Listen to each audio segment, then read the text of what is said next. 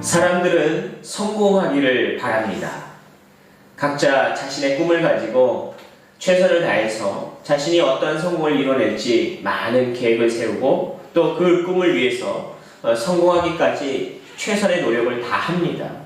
수단과 방법을 가리지 않고 여러 가지 헌신도 하고 또 수고도 하고 땀을 흘리고 또 굉장히 어려운 일들도 마다하지 않고 감당해내려 합니다. 이른 새벽부터 밤 늦은 시간까지 열심히 일을 다 감당하면서 끊임없이 그들의 하나의 목적은 오직 성공하기를 위한 그들의 바람이 있을 뿐입니다. 그들은 성공이라는 그런 목표를 향해서 끊임없이 달려가기도 하는 것입니다. 하지만 모든 사람들이 성공하지는 않습니다. 모든 사람이 성공하기도 쉽지 않기 때문입니다. 성공하기 위해서 건강을 해치기도 하고 성공하기 위해서 사람들과의 교제도 거절하기도 합니다. 성공하기 위해서 가족과의 여행도 거부할 때도 있고 오직 일에만 집착하는 경우도 참 많이 있기 때문입니다. 사람들은 성공이라는 덫에 걸려서 오히려 행복이라는 그런 것을 망각하고 포기하는 경우가 참 많은 것 같습니다. 성공, 말이 좋아 성공이지 참으로 쉽지 않은 것이 성공인 것 같기도 합니다. 성공이 쉽지 않기 때문에 사람들은 이 성공을 하기 위해서 열심히 수고하고 노력하다가 안 될 때를 만나게 됩니다. 그러면 사람들은 이렇게 말하죠. 여기까지야. 운명이야. 이제 끝인가? 이렇게 이야기합니다. 내 팔자야. 이렇게 생각하기도 합니다. 사람들이 쉽게 포기를 결정하는 말, 나의 운명, 나의 팔자, 이 말이 우리에게 정말 정답일지를 생각해 보십시오. 저는 얼마 전에 수조 안에 갇혀 사는 피라니아 이야기를 보았습니다. 남아메리카의 강에 사는 육식어 피라니아를 수조에 담아 시험하는 일입니다. 이 실험 속에서 피라니아를 먹이를 주면서 한쪽으로 이 물고기를 모으게 됩니다. 그리고 나서 이 수조 한가운데 투명 판을 세워둡니다. 식사를 마친 피라니아가 다시 돌아다니는 자유로운 헤엄을 치고 있는데 중간에 와서 투명 유리판에 부딪히는 순간 고통을 경험합니다. 그리고 끊임없이 이 고통을 돌파하려고 피라니아는 열심히 헤엄을 칩니다.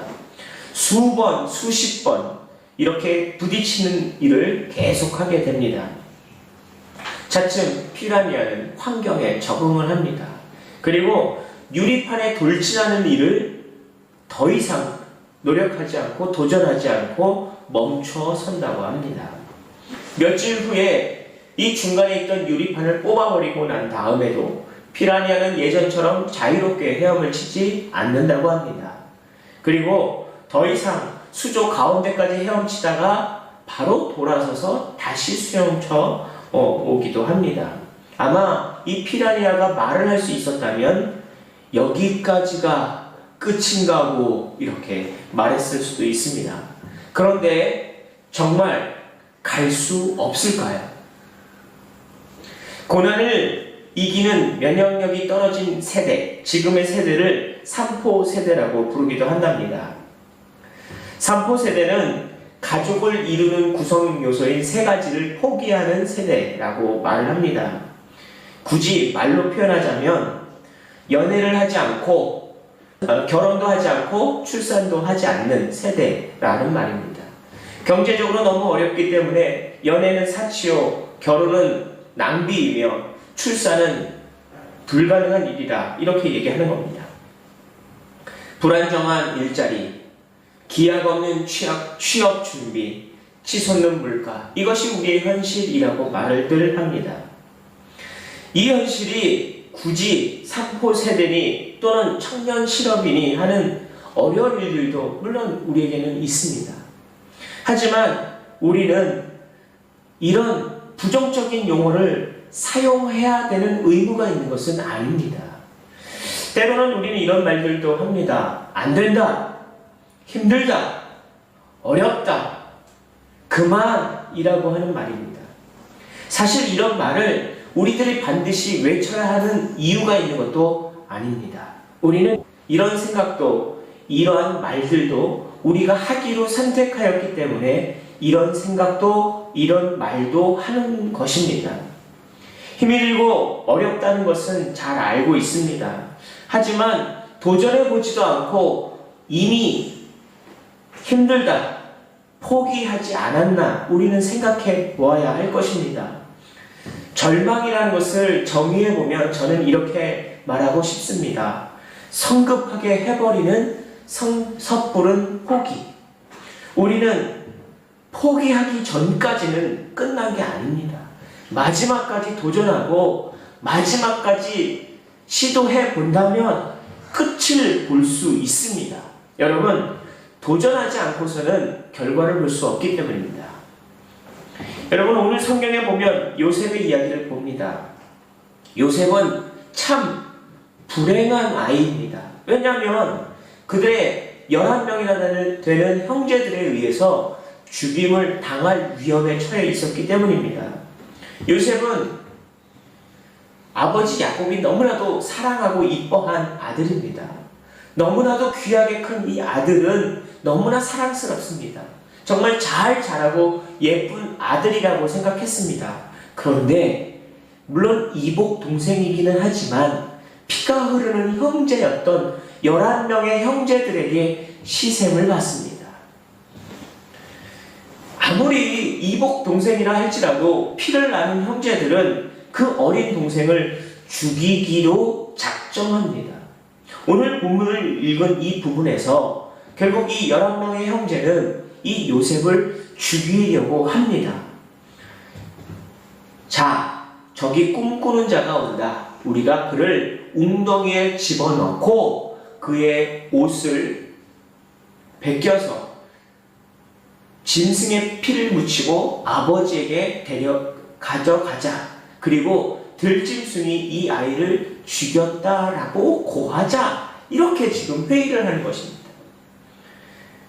아무리 요셉이 아버지에게 사랑받고 또 착하고 너무 귀한 아들이다라고 사랑받았을지라도 그는 형제들에게 죽음의 위협을 받는 참 불행한 사람, 불행한 아이였다는 것을 우리는 알게 됩니다. 결국 이 아이는 잡혔고 예쁜 옷도 벗겨졌고 깊은 웅덩이에 빠졌습니다. 죽음의 위협 속에서 이 아이의 생각은 어땠을까요? 절망? 아마 공포를 느꼈고 절망에 빠졌을 수도 있을 것입니다. 상황이 조금 변하여서 우리가 그를 직접 죽일 필요가 뭐가 있느냐라는 한 형제의 이야기를 듣고 결국 지나가는 상인에게 이 아이를 노예로 팔아버립니다. 이스마엘 상인들에 의해서 이 아이는 팔려지게 됐고 단돈 은 20개에 의해서 상인들에게 노예로 팔리게 됩니다. 죽음의 위협도 아주 처참한데 싸구려 돈 몇 개에 의해서 형제들에 의해서 임신배를 당한 것도 참 절망적입니다. 그리고 노예로 팔려서 애굽에 간 것도 아주 절망적입니다. 그러나 여러분 기억하십시오.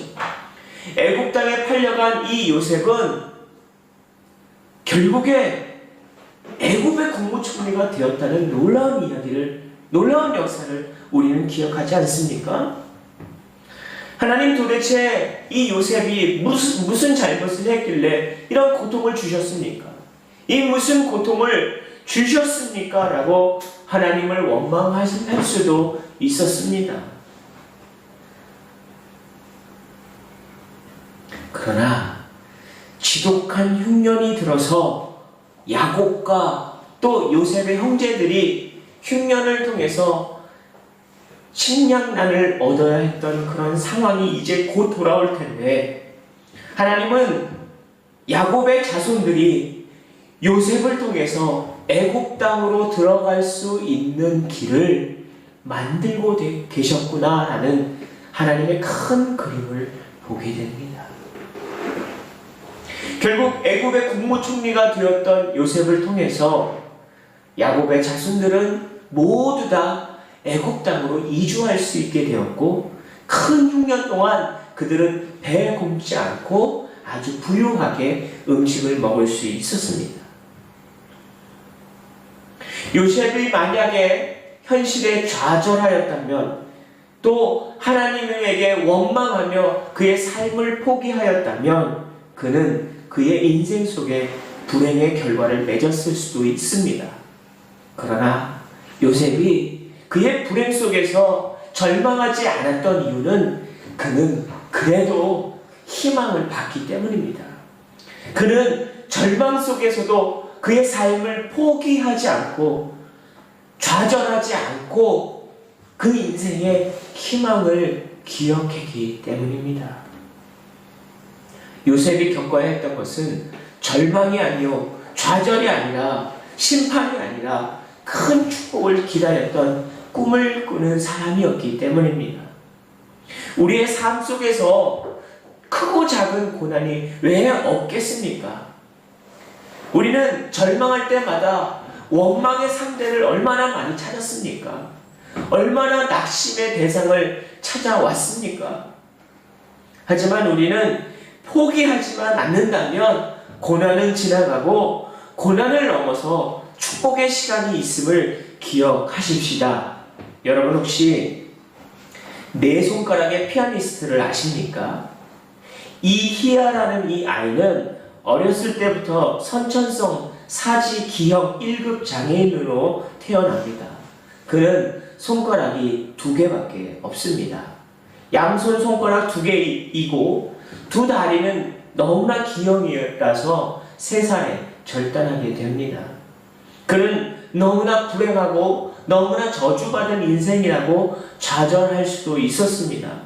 그가 6살 때부터 2개밖에 없는 이 손이 연필이라도 잡고 쓰는 사람이 되면 좋겠다라는 바람으로 손가락 운동을 하기 위해서 피아노를 치기 시작합니다. 6살 때부터 시작한 피아노를 하루 10시간을 연습을 하고 결국 1993년 전국 장애인 예술대회에서 최우수상을 타게 됩니다. 단지 4개의 손가락으로 88개의 건반을 빠른 속도로 누르는 것이 쉽지 않았겠죠. 그가 연주한 곡은 쇼팽의 즉흥 환상곡, 너무나 빠른 곡입니다. 이 곡을 그는 불가능하다고 생각했을 겁니다. 그러나 그는 이렇게 고백합니다. 4개의 손가락 때문이 아니라 할 수 없다라는 마음이 문제였습니다. 그가 이룬 것은 끊임없이 멈추지 않았던 연습, 그리고 끝없이 노력한 결과 그는 최우수상이라는 큰 상을 받게 되죠.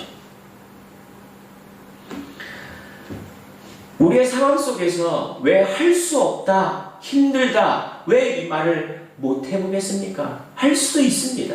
너무 어려우면 할 수도 있습니다. 그러나 우리는 자기 위로이자 체념의 수단이었던 내 운명이야, 여기까지가 끝인가고, 이런 말 따위는 이제 던져버리십시다. 우리가 할 수 없는 것이 아니라 우리가 할 수 없다고 마음먹었기 때문입니다.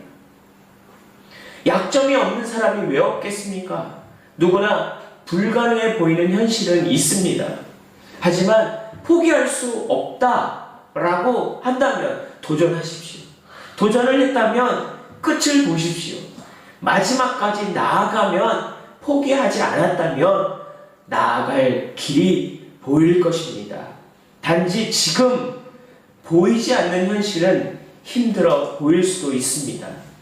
희망은 보이지 않는 것 같아 보일 수도 있습니다. 우리가 포기하지 않으면 그래도 희망은 보입니다. 오늘 이 말씀을 함께 읽겠습니다.